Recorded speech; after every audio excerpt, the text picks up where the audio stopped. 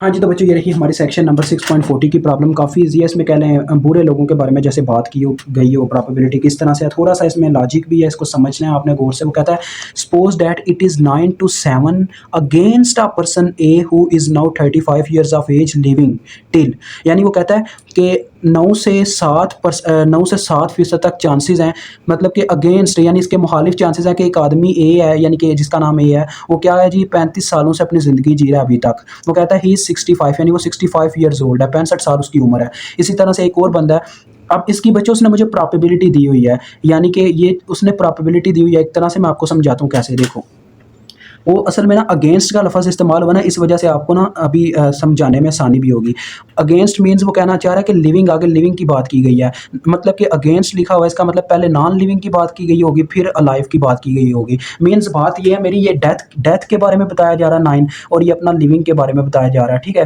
Failure कह लो यार, मतलब कि ये फेलियर है और ये सक्सेस है। यानी कि एक उसने चलो यार मैं आपको इस तरह से समझाता हूँ। अब कह लें फॉर एग्जाम्पल हमारा पाकिस्तान और इंडिया का मैच हो रहा है, ठीक है। मैंने बोला है कि 9 टू 7 है, मतलब कि एक तरफ 9% चांस दे रहा हूँ, इस तरफ एक तरफ 7% चांस दे रहा हूँ। यानी मैं कह रहा हूँ कि 9% चांसेस है कि पाकिस्तान जीत जाए, ये और या इस तरह से कर लो 90% मैं कह रहा हूँ पाकिस्तान के जीतने के चांसेस हैं, जबकि 70% चांसेस हैं इंडिया जीत जाए। ऐसा होता तो नहीं है, हम तो 100% की बात करते हैं। मैं वैसे एक एग्जाम्पल दे रहा हूँ कि मैंने दीवार बिल्डअप कर दिया, ठीक है, इस तरह से समझ जाओ।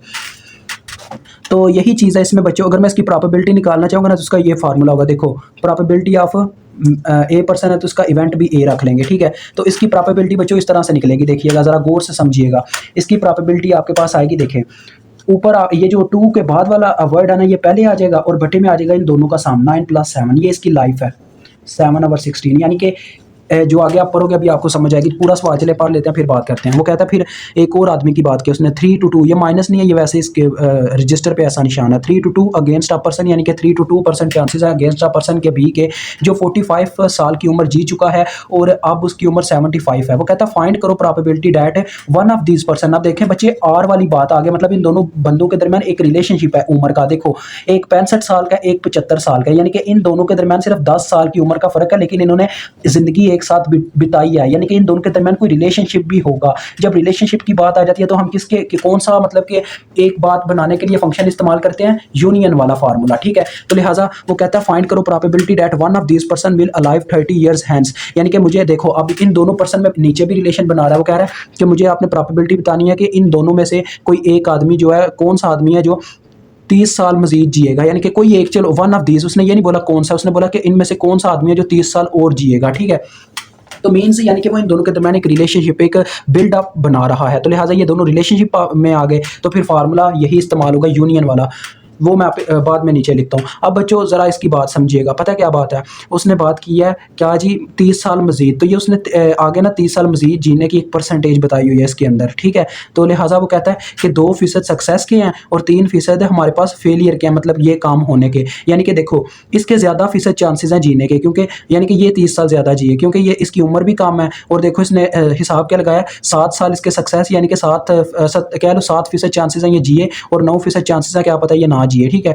तो लिहाजा उसकी हमने परसेंटेज कैसे निकाली, देखो ऊपर 7 रखा, ठीक है, यानी कि उसके जीने के चांसेस, बटे में हम टोटल हमेशा रखते हैं। आपको पता है ना प्रोबेबिलिटी का क्या फार्मूला होता है। प्रोबेबिलिटी का फार्मूला होता है यानी कि फेवरेबल चांसेस, यानी कि सक्सेसिव चांसेस जो हमारे सक्सेस में होते हैं, और बटे में सैंपल स्पेस, यानी कि ओवरऑल। तो 9 + 7 इस वजह से आया नीचे। इसी तरह से दूसरे का फिर बच्चों क्या आएगा, देखो पी ऑफ बी का, उसकी दफ़ा उसने बोला है ये, सॉरी पी ऑफ बी है, उसकी दफ़ा उसने बोला है कि इसके 2% चांसेस हैं ये जिए और 3% चांसेस हैं ये ना जिए 30 साल की ज़िंदगी जो भी मजीद रहती है, क्योंकि इसकी उम्र भी ज़्यादा 10 साल का फ़र्क है। तो लिहाजा इसकी दफ़ा क्या आएगा जी, सक्सेसिव चांसेस ऊपर 2 और बटे में सम, यानी कि सैंपल स्पेस बनेगा 2 × 3। तो ये क्या आ गया बच्चों, 2/5, ये चीज़ है।